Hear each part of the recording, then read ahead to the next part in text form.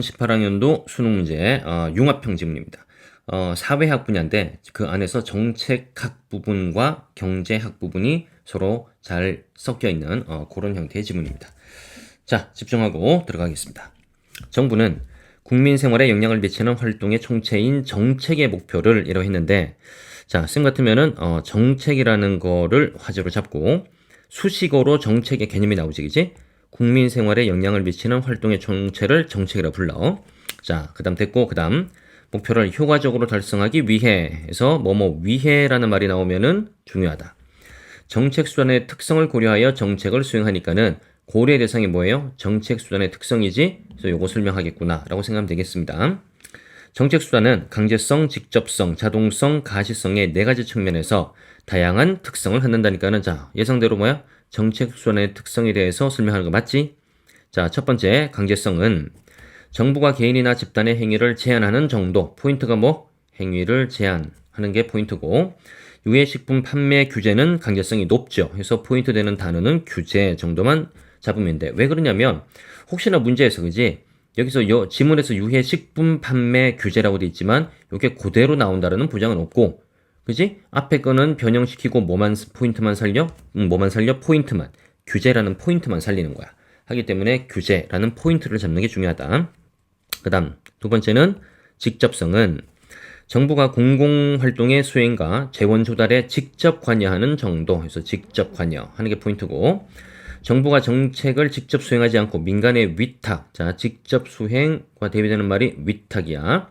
위탁하여 수행하는 것은 직접성이 낮아. 그 다음에 자동성은 정책을 수행하기 위해 별도의 행정기구를 설립하지 않고, 포인트가 어디다 그러면 기존의 조직을 활용한다. 포인트가 되겠다, 그지? 전기자동차 보조금 제도를 기존의 시장 환경과에서 시행하는 것이 자동성이 높아. 해서 역시 포인트 되는 단어가 기존.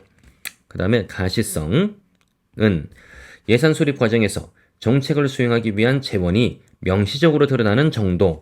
여기는 포인트가 뭐 예산 수립 과정이라는 말과 재원이 명시적으로 드러난다 정도 잡으면 되겠다, 그지? 일반적으로 사회 규제의 정도를 조절하는 것은 예산 지출을 수반하지 않으므로 가시성이 낮아. 그래서 예산이라는 돈이 드러나면은 높고 아니면 낮다 정도.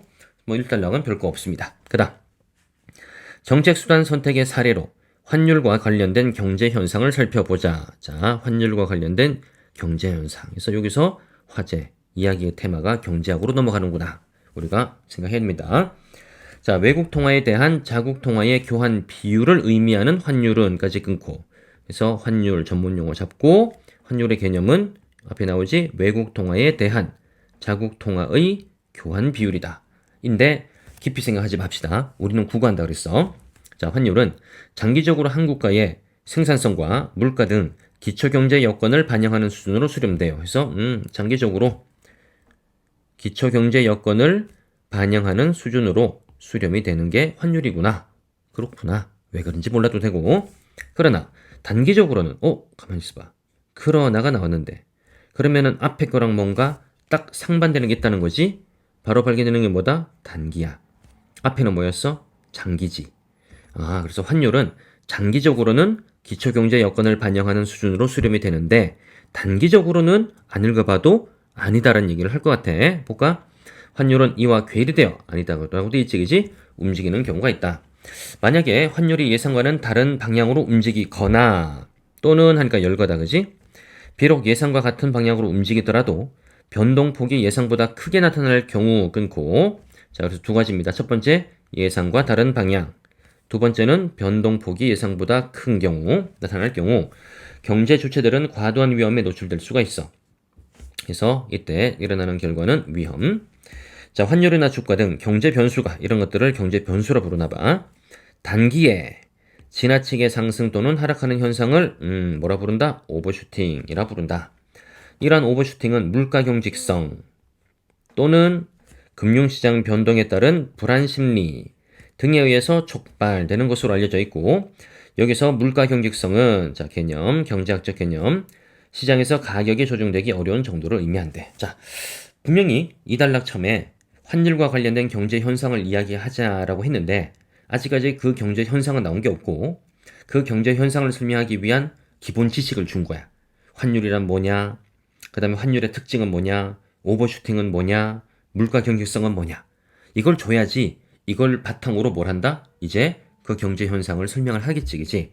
고로 우리도 여기 읽었던 내용을 뒤에 나오는 부분에서 계속 재활용할 수 있도록 항상 머리가 위아래로 함께 움직이고 있어야 돼요. 자, 그 다음 갑시다. 물가 경직성에 따른 환율의 오버슈팅을 이해하기 위해, 얘들아, 위해 나오면은 뒤에 중요한 내용이 나온다고 했어. 그리고 화제가 이제 이쪽으로 넘어갔고, 앞단락에서는 오버슈팅의 원인이 두 가지인데, 여기서는 그 중에 하나인 뭐만? 물가 경직성에 의한 오버슈팅을 설명하겠다는 거야. 요게 경제 현상이겠지. 자, 위에서 통화를 금융자산의 일종으로 보고, 경제 충격에 대해서 장기와 단기에 환율이 어떻게 조정되는지를 알아보자는데 앞에 나왔어, 그치? 잠깐 나왔어. 자, 보자. 경제에 충격이 발생할 때 물가나 환율은 충격을 흡수하는 것을 뭐라 불러? 조정 과정이라 부르나 봐. 이걸 거친대. 자, 물가는 자, 물가. 단기에는 자, 이제 단기라는 글자 눈에 들어오기 시작해야 되겠지? 장기 계약 및 공공요금 규제 등으로 인해서 경직적이래요. 경직적이래. 근데 경직적인 개념은 앞에 나왔어, 우리. 그래서 단기에는 물가는 경직적이지만 장기에는 단기 동그라미 칠까? 장기에는 신축적으로 조정이 돼. 그래서 물가는 장기 단기가 다르구나. 반면에 하니까는 반대 얘기 나오겠지. 자, 환율은 단기에서도 신축적인 조정이 가능해. 자, 그 말은 환율은 장기나 단기나 전부 다 신축적이다.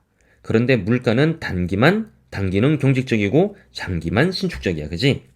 이러한 물가와 환율의 조정 속도의 차이, 포인트, 앞의 내용의 정리가 오버슈팅을 초래한대. 자, 볼까? 물가와 환율이 모두 신축적으로 조정되는 장기직이지? 이해했지? 앞에서 장기에는 에서의 환율은 구매력 평가설, 학설, 네모치고에 의해서 설명이 되는데 어떻게? 이에 의하면 장기의 환율은 자국 물가 수준을 외국 물가 수준으로 나눈 비율로 나타나며 이를 뭐라 부른다? 균형 환율로 본대. 오, 그런데 자, 중요할지 않을지는 모르겠지만 환율에 대한 개념이 두 가지로 다르게 나왔어. 얘들아, 잠깐 위를 봐. 2단락의 첫 주제를 보면 환율은 뭐라 설명했어? 외국 통화에 대한 자국 통화의 교환 비율이라 했지. 자, 방금 읽었던 대목 다시 볼까? 방금 읽었던 대목에서 환율은 뭐래? 자국 물가 수준을 외국 물가 수준으로 나눈 비율을 환율이라 한다 그랬지. 동일한 대상인데 개념에 대한 설명이 다르지. 내가 굳이 이 이야기를 왜 하냐면 나는 오랜 경험이 있잖아. 동일한 대상에 대해서 개념 설명이 이렇게 서로 다르게 나오는 경우에는 이 두 개를 뭐 할 수 있다? 섞어서 활용할 수 있어. 내 말 이해했어? 때문에 우리는 체크를 해 둘 필요가 있다는 거야. 알겠습니까? 그런 것들도 선생님의 노하우로서 여러분들이 좀 챙겨뒀으면 좋겠어. 자, 다시 정리하면 장기에서의 환율은 구매력 평가설에 의해 설명이 되는데, 그지? 구매력 평가설에 의해서 환율은 균형 환율이 나와요. 자, 가령 사례, 국내 통화량이 증가하여 유지될 경우에 한 번 더 장기에는 자국 물가도 높아져. 환율은 뭐 된다? 상승한대. 이게 바로 뭐다? 균형 환율이고 구매력 평가설이야. 그래서 원칙적으로 통화량이 증가하면 물가도 높아지고 그 다음에 환율은 상승한대. 왜 그런지 몰라도 되고 알려고 할 필요도 없고 그런 생각조차 할 필요 없어. 국어를 하기 때문에 그래. 자, 그다음. 자, 이때 통화량을 물가로 나눈 값을 뭐라 부른다? 또 실질 통화량이래. 얘는 변하지도 않는데. 또 나눈대. 수식이 나오지? 그러면 계산하려고 생각하지 말고 관계를 보려고 생각하라 했어. 선생님 잠깐만 써볼게. 자, 실질 통화량이라는 게 있나 봐. 앞에서 나왔던 그냥 통화량하고는 다른 건가 봐. 얘는 값이 뭐냐면 물가분의 통화량이야. 나는 메모를 했어. 왜? 관계를 보려고 수학적인 계산을 하려고 메모한 게 아니야. 그런데 이렇게 관계를 보려고 메모를 따로 빼놓으면 금방 이해가 되긴 돼. 뭐 이해할 필요는 없지만 앞에 무슨 얘기 나왔어? 앞에 잠깐 다시 봐. 맨 끝에 봐. 자, 통화량이 증가하면 뭐도 올라가니? 물가도 올라가지. 그지? 물가도 올라가지. 자, 여기 볼까? 통화량이 올라가면 물가도 높아지지. 그런데 둘 다 높아지기 때문에 실질 통화량은 값이 당연히 뭐 한다? 변하지 않겠구나. 뭐 그냥 수리적으로 봐도 이해가 된다. 그지? 어쨌든 이렇게 되면은 기본적으로 환율이라는 이 글의 중심 화제는 뭐 한다? 상승을 한다. 실질 통화량은 변화가 없지만 환율은 상승한다. 이게 뭐다? 장기야. 맞지? 그다음. 그런데 자, 중요한 전환점에 온 것 같아. 단기로 넘어가지. 조정 속도의 차이가 있는 부분이었어. 단기에는 물가의 경직성으로 인해 앞에 나왔지? 구매력 평가설에 기초한 환율과는 다른 움직임을 나타내면서 이제 이 다른 움직임을 설명할 것 같아. 오버슈팅이 발생할 수 있다. 어떻게? 자, 가령 국내 통화량이 증가해요. 요건 똑같네. 물가가 경직적이야. 여기서 다르지. 실질 통화량은 증가해. 달라요. 자, 나는 이쯤 되면 문과라서 그런 게 아니라 국어 문제를 편하게 읽고 풀기 위해서 메모를 합니다. 그래서 이번에는 단기 빈 공간이 있으면 자, 조금 나만 알아먹을 수 있도록 쓰면 되는데 여러분들 설명을 위해서 통화량이 증가한대요. 그런데 물가가 뭐래? 경직적이래. 자, 얘들아. 요 물가가 경직적이라고 썼는데 바로 앞에서 얘들아 앞에 그 다시 한번 볼까? 맨 끝에 봐. 맨 끝에 보면 통화량이 증가하면 장기에는 물가도 뭐해? 높아진다 했지. 그럼 여기랑 반대되게 단기에는 통화량이 증가해도 물가는 경직적이다. 다른 말로 바뀌지 않는다. 그지? 바뀌지 않는다. 그러면은 자, 지문에서는 실질 통화량은 뭐한다? 증가한댔지. 자, 요 페이지 상단에 선생님 메모한 거 한번 볼래? 위에 메모한 거는 장기지. 장기에는 어떻게 되어 있다? 자, 다른 색을 잠깐만 써볼게. 자, 다른 색으로. 여기 봐.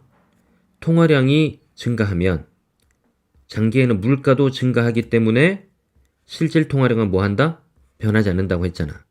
그런데 단기에는 통화량은 증가하지만 물가가 움직이지 않아. 그지? 하니까는 이 수식만 간단하게 봐도 실질 통화량 값은 증가할 수밖에 없겠지. 맞아? 이렇게 메모를 이렇게 해놓고 지문을 읽었을 때 훨씬 더 머리가 가벼워. 원리는 뭐와 똑같다? 선생님들이 지문 설명할 때 칠판에 필기하면서 지문 설명하면 여러분들 그거 보면 이해가 훨씬 더 잘 되잖아. 똑같은 원리야. 자기가 자기 시험지에다가 메모를 해놓고, 그죠? 뭔가 있어 보이는 대목, 뭔가 복잡해 보이는 대목 메모를 해놓고, 그 다음에 지문을 읽다가 그 메모를 힐끔힐끔 보면서 지문을 읽으면 훨씬 더 지문에 대한 이해가 더 편하고 잘 될 수 있단 말이야. 그지? 그래서 원리가 그러하다는 얘기를 선생님이 하고 싶었었던 겁니다. 자, 다시 지문 갑시다. 증가하고 이에 따라 자, 또 다른 거 시장 금리는 하락해. 경제학적으로 왜 그런지 몰라도 된다.